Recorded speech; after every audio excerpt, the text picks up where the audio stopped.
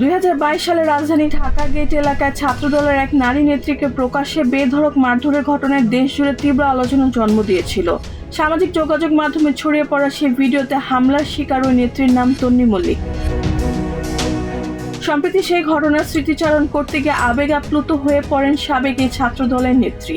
তিনি বলেন, রাজনৈতিক পরিচয় যাই হোক, ছাত্রলীগ কিংবা ছাত্র শিবির, তার উপর হামলার জড়িতদের বিচার হওয়া উচিত। সে শিবির হোক আর বা ছাত্রলীগ হোক, এর বিচার চাই। তন্নি মল্লিক বলেন, আমরা আন্দোলন করে যখন আমি ওই দিক থেকে দৌড় দেই, তখন পেছন থেকে আমাকে একটা ইট মারে। ইটটা আমার পায়ে লাগে, এরপর আমি স্লো হয়ে যাই। পরে এই পাশ থেকে একজন লাঠি নিয়ে এসে অনেক জোরে আঘাত করে।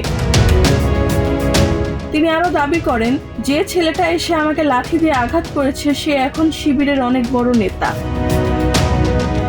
সাম্প্রতিক সময় ঘটনাটি নতুন করে আলোচনায় আসে ঢাকা বিশ্ববিদ্যালয়ের শাখা ছাত্রদলের সভাপতি গণেশ চন্দ্র রায়ের সাহসের বক্তব্যকে কেন্দ্র করে। তিনি বলেন, 2022 সালে বাংলাদেশ জাতীয়তাবাদী ছাত্রদলের উপর যেরকম হামলা হয়েছে, আপনারা দেখবেন এখানে তন্নি মল্লিককে যেভাবে লাঠিপেটা করা হয়েছে সেই ভিডিও সবাই দেখেছেন।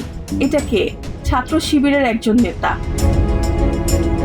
তিনি আরো বলেন, ওই সময় ছাত্রলীগকে খুশি করার জন্য এমন কোনো হীন কাজ নেই তারা করতো না।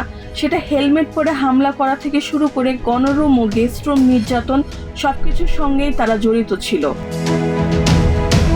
রেহানা বেগম, প্রজন্ম 24। ওই সময় তারা অতিমাত্রায় ছাত্রলীগ সাজার জন্য এমন কোনো হীন কাজ নেই তারা করতো না।